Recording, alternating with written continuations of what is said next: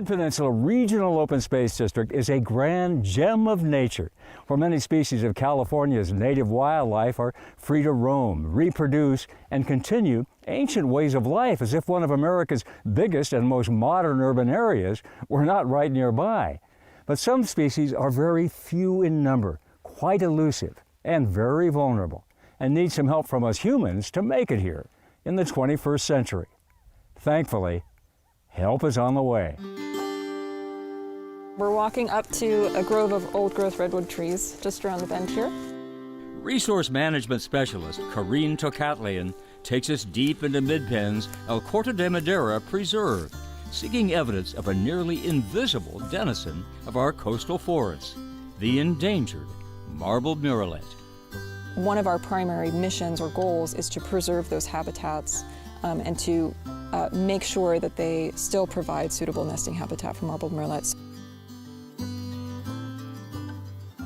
Marbled murrelets are small seabirds that come ashore in the spring and summer to nest and raise their young on big branches of towering old-growth redwood and Douglas fir trees in the Santa Cruz Mountains.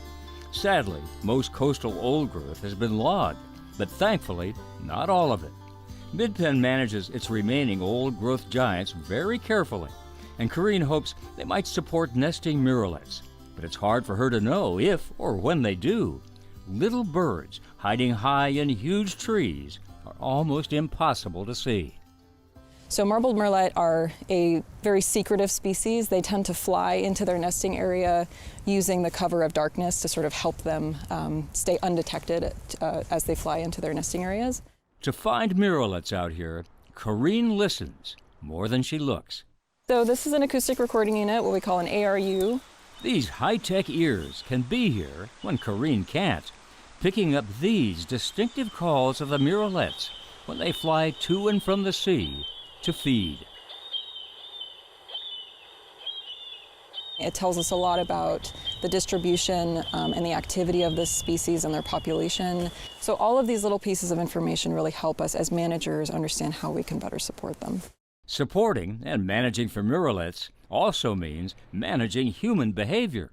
And that's where we come in. Marbled murrelets are primarily impacted by corvid species, so crows, ravens, and particularly Steller's jays in the redwood forest areas.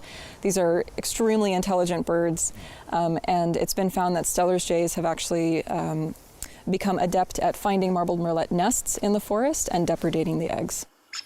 These brilliant birds cleverly steal any food of ours they can find, laying around our campsites and picnic tables. And that can lead to explosions in their populations, gravely threatening murrelets. We can help murrelets survive simply by keeping our food from their predators.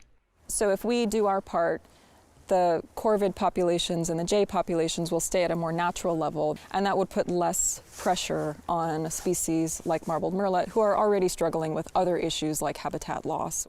With Karine's help and ours, we may be fortunate to hear the sounds of hope for murrelets in these woods for a long time to come.